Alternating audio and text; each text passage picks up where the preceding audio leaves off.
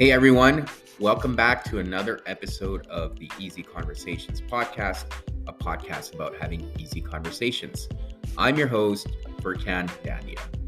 This week's episode, I'm excited to welcome Will Spencer. Will is an entrepreneur, traveler, and storyteller. His path has taken him from Stanford University to the Dotcom Boom and through 33 countries on 6 continents. Along the way, his passion for personal growth led him into the exciting world of men's personal development and transformation. Today, he hosts a podcast called The Renaissance of Men, where he conducts extended interviews with thought leaders, both men and women, working towards a great reconciliation of the sexes. Will also hosts weekly online men's groups and offers a 12-week mentorship program where men can make his principles real in their lives. In this episode, Will shares why masculinity is on the rise again. He walks through a brief history of the decline of masculinity and why he believes men are embodying masculinity traits again. Will also explains the difference between masculine and feminine traits and why he believes men cannot have both. We also discuss the transformation men go through to step into their masculinity.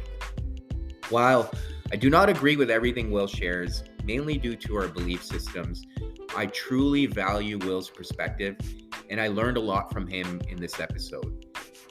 I also enjoyed our conversation because I believe we need to have more of these discussions, and I really hope you also enjoy this conversation. Please check out Will on Instagram at renofmen, RENOFMEN, and also leave a 5-star review at the end of this episode. I always appreciate that.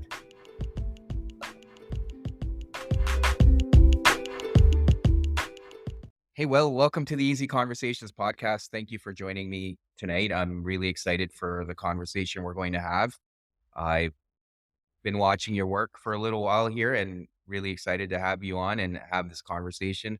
But before we get started, I want to give you an opportunity to introduce yourself and tell the listeners what it is that you do and what kind of work you're passionate about. Sure. Thank you. Furkan, right? Is Yeah. that the correct way of pronouncing your name? Excellent. Because I haven't gotten the chance to say it. We've talked before, but I haven't gotten the chance to say your name before. So thanks for having me on. My name is Will Spencer. I host the Renaissance of Men podcast, which has been going for a couple years now. Just coming up on my 100th episode, which is very exciting. And what I say is I host extended conversations about the rebirth of masculinity, rebirth of virtuous masculinity happening around the world today. So, in those conversations, we'll talk about this worldwide movement that seems to be growing, and that I say has actually been going for about 40 years.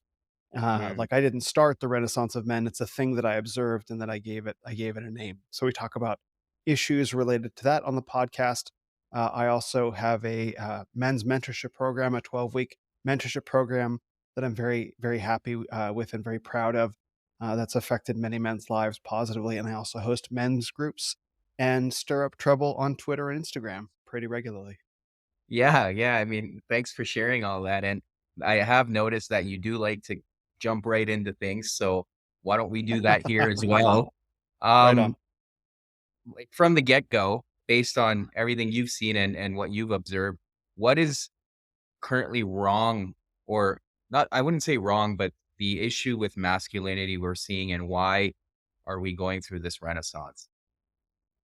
Oh, that is a massive question with a lot of moving pieces to it. Yeah. So I guess it depends on what level you want to look at it. So we can look at it at the level of, say, individual men and say what's Mhm. going on with individual Sure. men.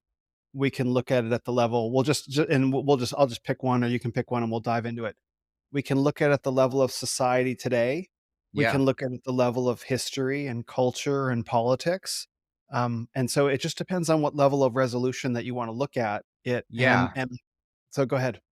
Yeah, no, I appreciate that. I think on an individual level, I think obviously to your point, culture and society often dictates what men or how men should be. But I think if at an individual level, if you have a good handle on your own masculinity, you can kind of pick and choose and carve your own path. So maybe starting there on an individual level. Yeah, so I think, on an individual level, it's that, men as a whole are broken in half. So Mm, on one half of the equation, you have, what we might call sort of macho guys. Guys that are right, really strong and confident in the world, and they're able to take really directed action, but they don't have a lot of emotional or spiritual depth, right? And mm, they suppress their feelings, they don't know how to work with their feelings, they don't think their feelings have value, kind of like no one cares, work harder. You know what I mean? right, Like to the point where you burn yourself out, whether in your 30s, 40s, 50s, 60s, 70s, and you realize there's more to life than what I can achieve materially. right. That's one side of masculinity that's missing something. On the other side of masculinity is our passive men who have a Mhm. lot of emotional depth and sometimes even spiritual depth, but they lack the ability to take directed action forward in their lives. They lack fire and they lack passion.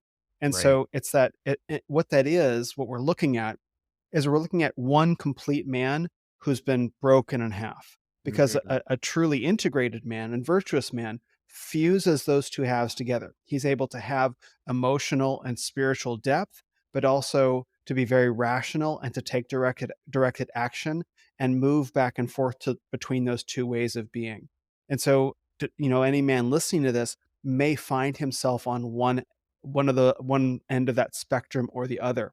Mhm. And so that is what I think that's what that, and there's a lot of reasons how we got here. Men weren't always this way. This has Mm, been an active process to shatter men, to break them in half, to right, make them this way. That we're both at the tail end of and the leading edge of the wave to remedy that. But just for right now, that shattering process is what leads to a lot of negative ideas about men, particularly from women, because they right. go back and forth between, like, for example, like the alpha and the beta, you know what I Mm, mean? Like, then there's a lot of mhm. red pill discussion about that. That's actually not two different kinds of men. That's one man who's been broken in half. And so Right. if you look across society, you'll see that often, Yeah. possibly every Yeah, day. for sure, and I think the former resonates for me, like, for the Mm, longest part of my life, I was just on this mission to achieve, achieve, achieve, and then at one point I yeah. realized that, well, there is more to life here. I have to be a father now, and I have to think about what kind of world and life I want to create for my son, and how am I going to show up? And those achievements will only get me so far. And quite often men do realize it, or they realize it and it's too late. Yeah. Uh, and that could be a problem too. Now, you did touch on the idea of labels, right? The alpha and the beta, Yeah. and you hear toxic masculinity and all of that. Like, what are your Hmm. thoughts about these labels being thrown around? And I'll kind of explain where I'm going with this, because I feel like Yeah. a lot of the times these labels are thrown at men to often confuse them as well, because then they start questioning themselves in how they're showing up. And so there's an aspect of confusion, but I also want to get your thoughts on it. Yeah. No, that's a great observation. So let's start with, I'll do toxic masculinity real quick. Yeah. So the way that toxic masculinity is used is to describe those very strong physically and intellectually, very strong physically and intellectually men, mentally, I guess you might say, when they start doing something that a woman doesn't like. That's Mm, called toxic masculinity. And let's just grant the point and say that the man is behaving out of pocket, right? That yeah. he is being brutish or bullying or whatever. Okay. That's one kind of toxic masculinity that that takes up all the air and space in a room. That's one kind of toxic masculinity. What I say is there's actually another side of toxic masculinity, which is the weak and passive man who drains all the vitality from the room because he doesn't give of himself out of fear or Mm, hesitation. So there's actually two kinds of toxic masculinity that we're dealing with, and that's sort of an invisible problem. So that creates a greater picture of true masculinity is through the middle of those two extremes, mm, right? And it mhm. provides a way to orient ourselves. So that's part one. So about alpha and beta. Now, those terms are were useful to a point, but they've been taken way too far. Because Right. first of all, to call a man alpha, like there's no situation where a man is alpha in all scenarios. You could Mm, be completely quote unquote alpha at the office and be beta on the basketball court with your bros, not be the best player, but you could be the best salesman or whatever, right? So Right. it's like situational, but even then, there's a level of resolution that, like, look, not every man wants to be William Wallace. It's Mhm. enough for some men to follow a William Wallace, and there's nothing lesser about that position. In fact, if you watch that movie, and there's many examples of this, obviously, I'll just pick this film. You see, William Wallace is the leader of so many capable men. They're all Mhm. very capable. Now, strictly speaking, you'd call them a beta, but there's Right. nothing beta about any of those men. Mhm. So these terms are, not only are they so completely misapplied, laden with judgments and shame, right? But they're also kind of irrelevant because, like, any one of those dudes from Braveheart, though he's a beta compared to William Wallace, is still plenty alpha. So what do you call them? Right. Right. And so this is where the red pill, kind of manosphere ideology was useful for a while, and Right. has kind of, in my opinion, reached its expiration date. Right. Right. And That's some of the there's a trouble I lot. stir up about that. No, no, there's a lot to unpack here. So to your point, even if you think about it in that scenario with William Wallace, if he thought those men were betas, I don't think he would trust them with his own well-being, right? Like Right. Right. clearly he has enough trust. And I think a lot of men get caught up in this, well, I want to be the alpha in the room and don't want to give up that leadership to another man because they're thinking that, oh, I'm going to be thought of less than. But it's like being on a team, right? Not everyone can Yes. be the captain. You're all having a role to fulfill, and without you, the team won't succeed. And that's how people need to start thinking about it. And I think again with this messaging men receive, they get caught up in that and lose focus.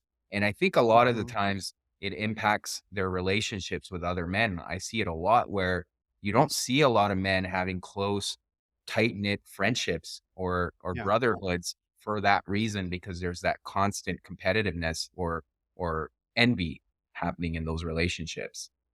Yeah, yeah. I mean, if there's always a concern, if some guy, and I really hope that there aren't guys that are actually like this, that are, have the "Am I being alpha enough?" script running in their head all the time. Like, how is that dude ever going to form friendships? Because either he's got to make sure that he's alpha over all the beta friends that are around him, or he's always got to challenge the guy who's the alpha next to him for dominance. Like, what a great way to keep men divided if they're stuck in this binary prison. Like, is Right, it enough for you to lead in the environments that you excel at and follow in the environments that you don't? And can you be comfortable in that position? And I'm going right, to guess that most men actually can, because they are, right. like, you can. And I think, to add an even greater level of resolution to this, yes, you should lead your home.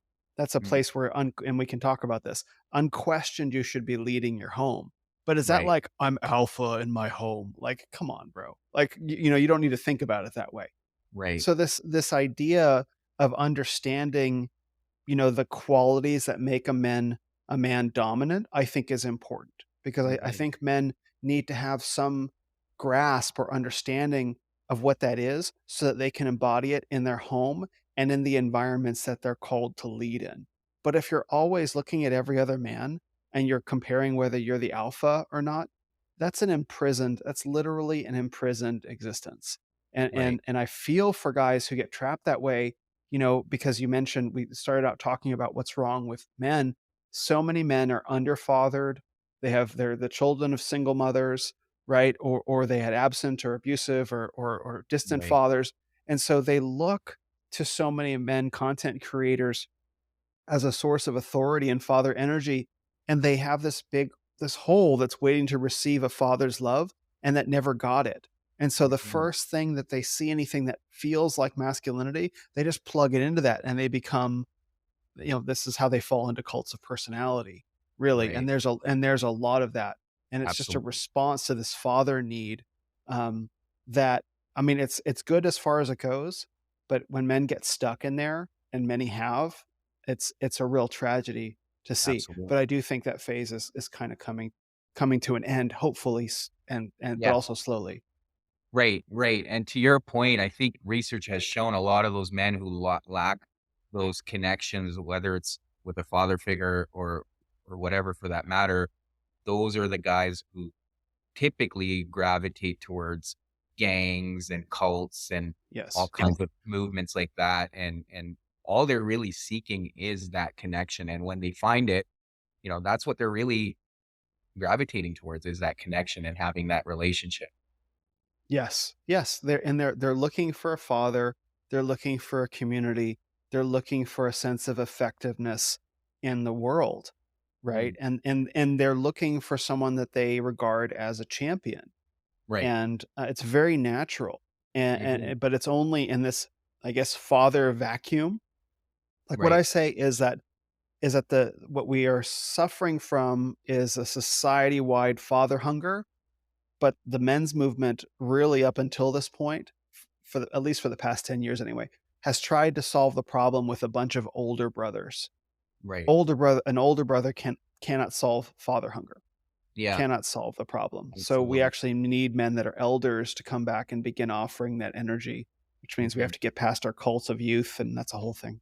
Yeah. Yeah. Yeah. And I do want to come back to that father figure piece, because I think there's something more deeper there, um, that men need to tap into. But I do want to first touch on, the fact that you mentioned the whole red pill movement, and not a lot of people have a good grasp of it. So do you mind kind of explaining that, if you don't mind, and Yeah. sharing why that's become a problem and why it was perhaps effective at one point? Yeah. So the red pill grew out of the pickup era. So a bunch of men in Los Angeles in the late 90s, early 2000s discovered a series of conversational techniques essentially called game, which Yeah. was really successful in getting girls, potentially, maybe low value girls, maybe fast girls, whatever, into one night stands because it's a game. And to Right. win the game, you get the girl into bed. And then Yeah. what do you do? Nothing, because these men lacked any ability to form long-term relationships or even have friendships. Right. But these men in the pickup era were filing on websites, message boards, forums, stuff, these things called field reports, where they would lay out, this is what I did and this is how, where they kind of Yeah. documented the entire encounter. Out of that body of data, the guys who were on the forums began realizing that there were certain patterns. And the Hmm. major pattern that they realized is that it was a couple things, was that what they were told was attractive to women, be sweet, be nice, be loving, be kind, was not what women actually wanted. What they Hmm. wanted was men who were dominant and confident and aggressive. Even if the guys were losers behind the scenes, if they could fake being dominant Right. and confident and aggressive, they could get laid. Okay. Yeah. So that was a big light going off. It was like, wait a minute, maybe things don't work the way that we've been told, Right. right? And so out of that came this idea that is actually pretty fundamental, pretty basic, which is that men and women are different. And what makes a woman high value in what they call the sexual marketplace is not what makes a man high value in Right. the sexual marketplace. Women are prized for their youth and for their beauty. That's what makes a woman desirable. A man is prized less so for his physical attractiveness and more for his physical dominance and ability to provide. And Right. so what makes a man and women attractive are different, and they happen at different times in life. So a Right. woman's peak sexual market value is in her early 20s, right? A man's peak sexual market value is somewhere between his late 30s and early 40s, right? Something Right. like, or mid And 40s, right? and that's a biological thing too, right? That is a biological thing. Yes. Yeah. Now here's the thing. The red pill, as a from the matrix, doesn't teach you something that isn't already there. It just Mhm. helps you see what's already there. That's the power of the metaphor, right? So what the red pill did was just strip away decades of feminist programming that says men and women are the same, they want the same things, and they're functionally equal. And the men, like, no, this is not the case. Women Right. are desirable for this reason, men are desirable for this reason. Oh my gosh. So that's the red pills, that men wake up to these realities of the sexual marketplace. Now there's no more aspects of this. Now you asked, why is the red pill controversial?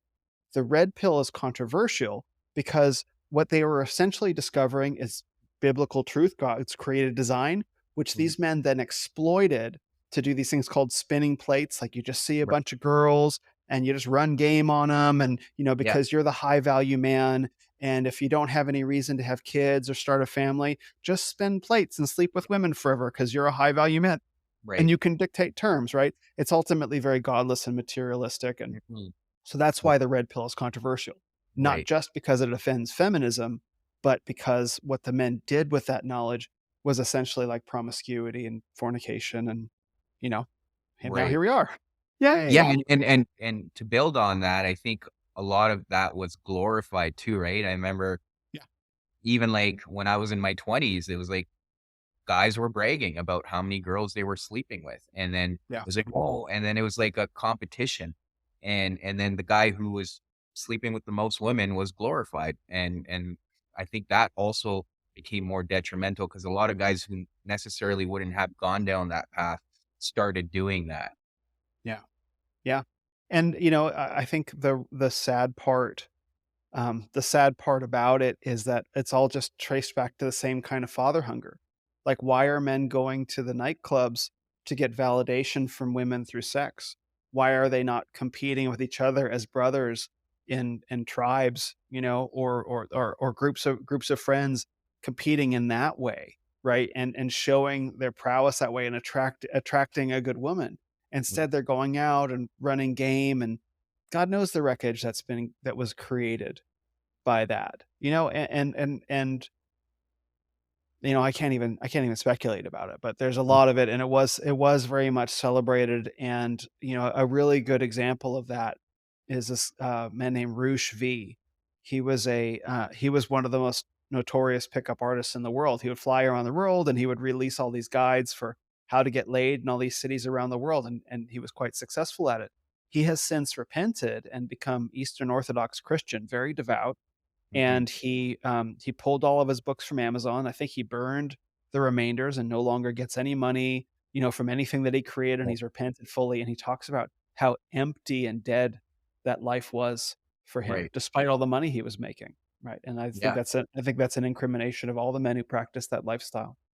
Right, absolutely, and that kinda leads us to that whole concept then, like, why are men struggling with that whole absence of that father figure? And to me, I think Ugh. part of it has to do with not believing in something bigger than themselves, not having that greater power or purpose in their life. That's what I feel, but Yeah. I wanna get your thoughts on that. Well, this is a hugely complicated question that involves culture and politics and history. So, on a root level, like, yes, it is ultimately, the modern destruction of God the Father. This any notion of there being, that of a Father God. E That at the highest level of ultimate reality, the exactly. div the supreme being reveals himself as Father. That was Right. taken out of American culture, world culture, I mean, progressively over the past 250 years. Yeah. But why are we lacking human fathers? And that's been a multi-step process that I think has gone back to the Industrial Revolution. So at the beginning of the Industrial Revolution, I'll run through it really quickly. Yeah, At the yeah. beginning of the at the indust in the Industrial Revolution, men who used to work on homesteads and farms and as what we might call small business owners with their families were Mhm. taken out of those environments and forced to work in factories. They were taken out of the home, right? So that breaks the father-son bond. And then you have World War I, 10 million soldiers died around the world. Then you have the Great Depression, and then you have World War II, 25 million soldiers died, right? And so then you go swinging into the 50s and the 60s. In the 50s, all the groundwork for the sexual revolution was laid, no pun intended, with Playboy and Kinsey and all of that. It just Right, was seeded the ground. So that in the 1960s, you interject the hippies and the Beatles and the Rolling Stones, and this explosion of sexual energy just because, bursts out right. all over the world, sexual liberation and the pill. So now sex is consequence free, right? Mm, So women can have sex. So now you have this huge supply of sex and sexuality, and all the fathers that would have prevented that are dead on the beaches of Normandy or in Europe or whatever. And there's no fathers to hold that back. And right, so then you have the baby boomer generation that spends the 60s and the 70s indulging in pleasure. And then they have kids like in the 70s and the 80s. And then before we have a chance to really regroup and bring fathers back in, You have the mass media just slamming into culture all throughout the 80s. You have Rambo and you have like all those 80s hair bands and greed is good, distorting everyone's minds Right. through Right. culture. And then in the 90s, 2000s and 2010s, you have the progressive dismantling of the presence of fatherhood in politics, and then further into culture where you start getting into transgenderism and stuff like that. Now, Right. every step of that way feeds into the next one. It's a very well executed Right. plan, and Yeah. it's almost successful. Too bad, suckers, because men are coming back because there is a renaissance of men, which is Right. everything that I talk about. Yeah, absolutely. And do you feel like a lot of that programming, to your point, it has been very deliberately and carefully planned? Do you feel like a lot of it's still happening? And I'm referring to dating apps as Yeah. well, and a lot of the issues that farmers are facing too across the world. Same thing to your point, like the fathers are being removed from the homes. Do you feel like that's still happening? And I could obviously see your point that the men are coming back, but there's still a long ways to go and an uphill battle here, right? Yes, but this plan has been in motion, I mean, since essentially the French Revolution. I mean, which is like the Yeah. 1700s, so 250 years. Yeah. The amazing thing, and because I can go further back than the Industrial Revolution, but we'll just, we'll leave the history lesson behind. So the thing is that we are on the leading edge of this war on masculinity. But a man can turn his life around 180 degrees in 6 months to a year. It's amazing. It's Yep. amazing. You can take the most passive, insecure, and weak guy, and you take him into the gym and you give him a barbell and you shepherd him and mentor him through that experience and get him started within a year, especially if he's younger, like if he's in his young 20s. Within a year, he can be a completely different guy. All that plan gone in an instant. How much money can you make online, in 2 years with dedication if you really put your mind to it and create, especially if you go in weak and then you document your fitness journey over the course of a year to start a YouTube channel. I mean, like all of these things, they seem very dire, and they are, because all the levers of the institutions of power are now, which humanity built to serve us. We built the institutions of law, science, medicine, government to serve humanity.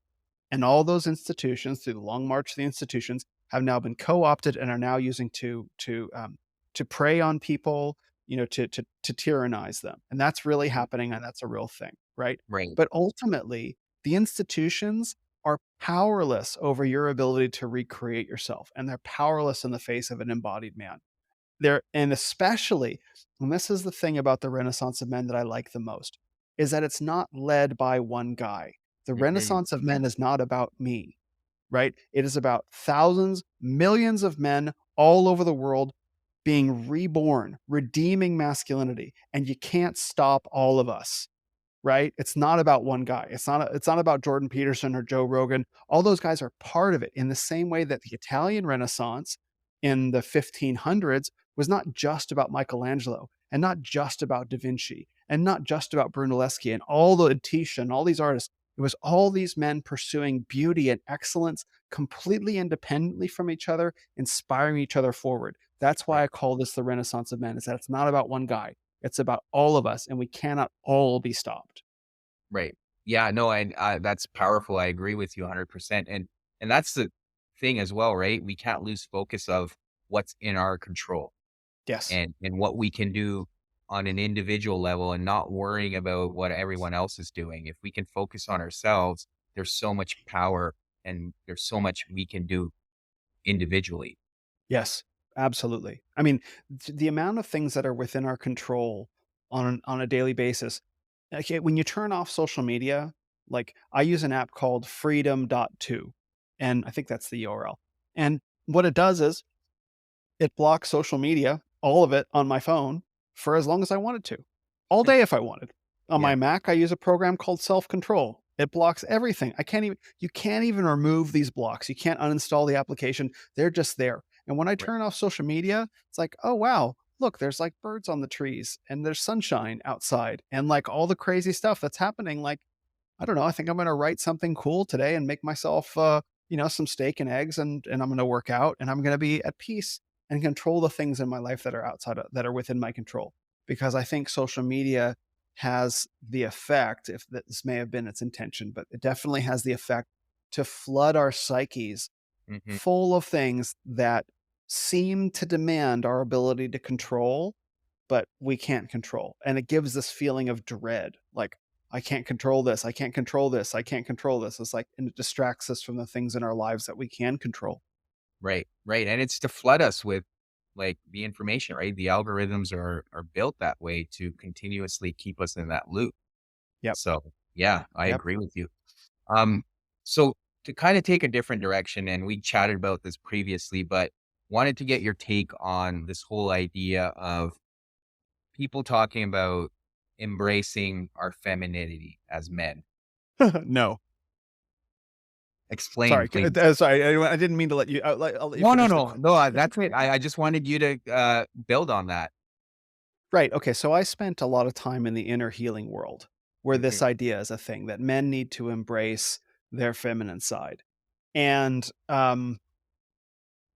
to that I say, as you heard me say, I say no. We're men. We don't have a feminine side, and there's two reasons that I say that. First, the feminine side, quote unquote, is usually meant to describe emotions, Hmm. feelings, intuitions. Okay. Um, why is it that those are inherently feminine? Hmm. And if those are inherently feminine, like, do women have to get in touch? Do women get to own? Do men get to own the strength that women have, or is that a feminine strength?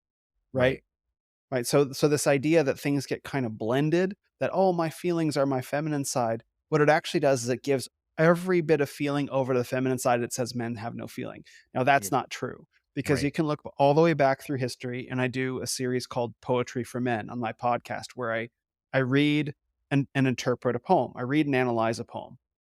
And through doing that, I've learned, and you can do this through whatever your favorite art form is, whether it be music or theater or sculpture, whatever, poetry, song. Men feel very deeply, and if you had told these impassioned poets, like, "Oh, you're just getting in touch with your feminine side," they would say, "No, I feel as a man. I emote as a man. I relate to my feelings like a man," because men and women relate to their feelings differently. Women, they have their feelings are the primary way in which they meet reality. That's why we right. love them, that they're Yep. in touch with a deeper source. For men, our feelings have to be buttoned up at a moment's notice. You can be having, as a man, the most intense feeling experience ever at a romantic dinner at a restaurant, with your girlfriend. Right, And the second someone says, "Everybody be cool, this is a robbery," your feelings go away in an instant and you're on. right. Women do not relate to their feelings that way. I Hmm. don't think that they can. Men have to. It doesn't matter. And so, just at the very base level, the way that we relate to our feelings is different. The way that our feelings as men inform our approach to reality, but don't guide it, is different. And so, this is why I say that, like, this is not our feminine side. This is masculine emotions. This is Right, masculine feeling as a man, and it doesn't belong. It doesn't belong to women. right, Women have their own strength. Women have their own feelings. Men have our strength. Men have our feelings. And we meet in the middle gloriously, rather than just like exchanging pieces of right. ourselves. Right, and you need both, right? It's the yin and yang to balance each other out, and to your Yeah. point, from a decision-making perspective, you can't always have emotions involved when you're looking to make a decision. You almost have to approach it from a rational and logical perspective. Yeah. I think your emotions should get a seat at the table. Right. I think they have to. Because there are it, based on the situation, where, as a man, where your emotions, the seat at the table that your emotions get changes. Mhm. Right? Some situations, your emotions has got to have a real small seat at the table. Some situations, the emotion maybe gets a bigger seat. But Right, for a man, emotions never get a seat at the head of the table. right, You should, like, I'm going to make this decision with my emotions. Like, is it like, I think any man who's probably followed through on that probably ended up regretting that decision. Yeah. right? Well, it's But like that, a perfect example is when you make a decision when you're angry, right? And you look back and ugh, you're, oh, that was the worst yeah. decision I made, right? Yes, yes, and when you make a decision when you're, quote, "in love," right? And so, this is one of the things that I've been talking about lately is that I think we all know how important it is to choose a good partner as men right now, and one of the things that sex does is it blinds us to the other person for a good 3 months, Right. right? We lose the ability to critically evaluate the other person, and we get 3 months into it, and then we have a big fight, and maybe we make it through the fight, maybe we don't, but maybe a breakup happens, and then we're in agony for weeks or months, right? And it's this whole cycle because we've gotten our hormones and our emotions all mixed up and lost the ability to see, is this woman actually good for me? Is she Mhm. going to aid me on my journey? Does she want the same things, or do we just Right. have good kicks together? And many men get caught. I mean, I've been caught in that, you know what I Yeah. mean, many Yeah. times, Absolutely. right? Yeah. Yeah. And Which I is why think I it, speak out against it. yeah, absolutely. And I think the same applies to women, right? And in fact, Yeah, the release of oxytocin is a lot more profound in women after sex. So a lot of the times you yeah, have to again be mindful of why are you being with this person. So that's an yeah, important distinction. Um, yeah. So the other piece I wanted to touch on, and you mentioned briefly that a lot of transformation can happen within 6 to 18 months for a man, especially going to a gym. yeah. And I can see It truth to starts that. there. Yeah, it starts there. I think the biggest piece, and I'm speaking out of personal experience, not only for myself but other men I've seen or worked with. A lot of it is on a deeper level from a spiritual side, and I know you touched on that briefly too. What are your thoughts on that? And again, we've talked about it on and off a little bit, but I think part of the problem I see is that lack of spirituality or having that connection within yourself and to a larger extent with a community. Yeah. Yeah, I mean, you're as a man, your theology, which every man has, whether he admits it or not, whether he's aware of it or not, your theology has a profound influence on your life, if only subconsciously. Mhm. So, what are the options available for men to worship right now? So, if you're an atheist, you probably worship science. Like I get all my answers from science, one way or another. Right. If you're in the New Age world, uh, the god of the New Age world is essentially a woman. And Yep. I spent many years in the New Age world, and I can prove that. I won't do that right now, but I can absolutely prove that. So you're worshiping science, right? Or you're worshiping a woman, Yep. right? And or if you're like in the Buddhist world, you don't really worship anything, but your highest goal is to negate yourself and not exist anymore. Like I don't know that I don't think that that's a way to live. Like, well, ultimately, I want to be done with living. It's like that's no way to deeply engage with life. And I've done Buddhist meditation retreats in Kashmir, Yeah. so like I know what I'm talking about here. That is what part of my story is world travel and exploring many different world faiths, Hmm. including Hinduism and Buddhism and you know uh, aber- uh, tribal religions in South America. So I know what I'm talking about here. Now, the thing is, if you want to become a masculine man, you have to worship a masculine god because you can't Hmm. become a masculine man worshiping science because science can't actually tell you how to be a man because science is just evolution and evolution changes. And what if we're all evolving into, transgender androids right now? Right? Right. Like that seems to be the case. If you believe the science people, that seems to be what they're saying. So, Right. and if you're in the new age and you kind of, and you worship a woman, the divine feminine, that's not the divine feminine is not going to teach you how to be a man, right? And how to lead women. Like that's not what the divine feminine wants. So you have to find a God that demonstrates to you how to be a masculine man. Now, what does that mean? That's the big question.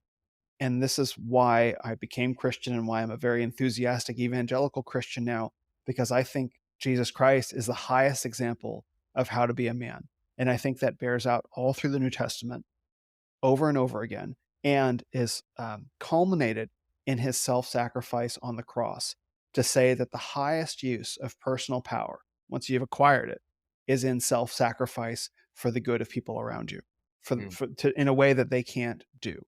I think Right. that's the highest, is not to dominate over everyone, which he could have done. He was tempted by Satan, right? Those three temptations to have domination over everyone. And he said, "No, I submit myself to the will of God and I sacrifice myself because that's what's asked of me for the good of all." I think that is such a profoundly beautiful masculine image in climax. And throughout his ministry, you can see him being tender, you can see him being fierce, you can see him being frustrated, you can see him being tempted, you can see him being all the different aspects of a man really, really fleshed out in a way that called people higher and didn't Right. put them down, right? It put down the Pharisees, it put down the corrupt, right, over and over again, and it challenged all these authority structures, right? But it didn't walk around saying, "I'm alpha," for Right. example, right? Yeah. And quite the opposite. So I find the highest example of masculinity in Christ. Um, Full stop. Right. Right. And but again, to your point, it's having that connection to something bigger than yourself. And in your example, it's having that connection to God, because that orients your life in a and it's the other piece is, I think part of the problem is, as you alluded to earlier, people are chasing different principles to use to orient their lives. And a lot of that Yeah. creates anxiety because there's so much confusion. You don't know which one to pick, one on one day and another one on another day. Huh, yeah. Having that one uniting principle gives you proper direction in life. Yeah. And a man without a consciously cultivated spiritual life is missing some of the best parts, is missing meaning, right? Right. Like, why? Why am I here? Why are we here? What's Yep. the meaning of life and of my life? I mean, you can't get that from just looking at matter. You have to get that from spirit. You have Right. to get that from looking at a higher story that seeks to answer these questions. And you have to get it in a way that animates you towards righteous living daily, to encounter the struggles of life over and over and over again and give your full self to them. Right. If you don't have a theology that gives that to you, like, why go on fighting just because I choose to? Well, we're not Neo in the Matrix. Sure. That's a really cool line. "Why do you keep fighting, Mr. Anderson?" "Because I choose to." It's like, yeah, cool. You're a movie character. Though most of us are not a movie character having a climactic battle in the Matrix, right? Right. Most of us are dealing with the everyday mundanities of life. Right. Changing diapers, right? Getting up at 5:30 in the morning so we get an hour to ourselves to read or work out, or petty bosses or whatever. Like, Right. why to keep on going? Because God commands me to serve my people, to serve everyone around me in a spirit of love, and to continue working to bring forth his kingdom. That's why, Right. right? And the reward is in the work. And Uh, so as long as your theology supports you in that, Yeah. that's the most 100%. important thing. For sure. For sure. And to your point, otherwise you're also just chasing instant gratification, right? You're not holding yourself Easily. accountable. You're just like, oh yeah, I could just do this and do that, and there's no meaning. And I mean, I've lived that life, and Yeah. it was a blur. There's no purpose. Yeah. Yeah, you can chase pleasure endlessly, right? You can watch all the movies on Netflix and look at all the porn and play all the video games and eat all the food and cool, enjoy that, and then you'll get to like 50 or 60 years old and you'll start wondering, what was it all for? It's like, Right. and if you ask the wrong people, they'll be like, nothing. Yeah. Like, well, that's not satisfying. I don't think there are a lot of people a lot of men who are at the end of their lives, the last months or days of their lives, and are like, yeah, it's all about nothing, bro. Don't think Yeah. the men say that. Yeah. Or they're afraid of the end, right? And you see that a Yeah. lot. You see that a lot. And that's kind of been my biggest realization is when I see people at peace as they age, it's like, okay, they know what they were doing. They were living a life with purpose. Whereas Yeah. people that are afraid of aging, or they're constantly avoiding it, it's like, okay, there's something you're scared about. Yeah, absolutely. And perhaps rightfully so. I mean, regrettably, but they're being forced with the questions as men and women too, but since we're talking about men, They're being forced with the questions that they denied. And we started the conversation talking about what's wrong with men, right? And I mentioned that there's the two kinds of men broken in half. Now, there's a lot of virtue and a lot of value in being a strong and confident and directed man who's motivated to achieve in the world. Fantastic. Mhm. But there is a point where that runs out.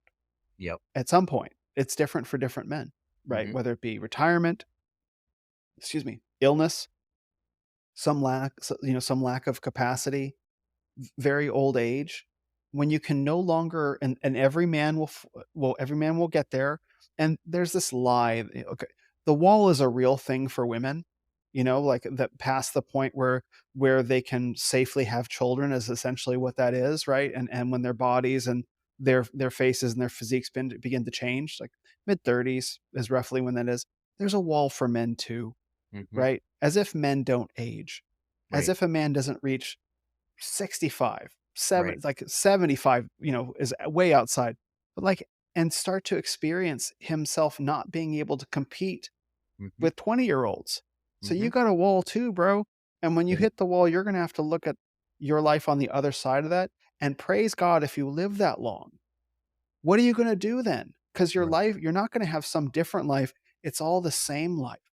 Is Mhm. everything that you're doing right now in your life leading up until that point in a way that when you cross that boundary, it will have been worth it?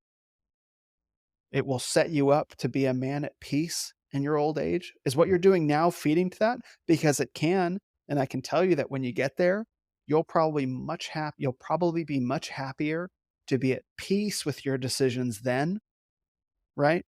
Than Yeah. you can evaluate right now. Absolutely. Yeah. I mean, it's always thinking about what kind of relationship you have with your future self. And Yes. that's how Well I look said. at. Yeah. Yeah. Well, um, Will, this has been great. Thank you so much for coming on here. And I feel like we could keep talking, but we also have to end. Easily. Yeah. But I've learned so much too. So, I really, really appreciate that. I'm super grateful for people that want to get a hold of you, find you online or social media. What are some ways they can do that? You can find me on Twitter and Instagram at Ren of Men. You can find my podcast by going to Linktree/Ren of Men. And if you're interested in my 12-week men's mentorship, where I make a lot of these values and thoughts and ideas real in your life, you can go to renofmen.com/mentorship and read more and see testimonials there. Awesome. Thank you very much. I'll put all that in the show notes. And yeah, thanks again for doing this. Thank you, Furkan. This has been great. Thank you for checking out this episode with Will. As always, subscribe to the podcast and leave a review or a comment in the comment section. I always love hearing from you. Until next week.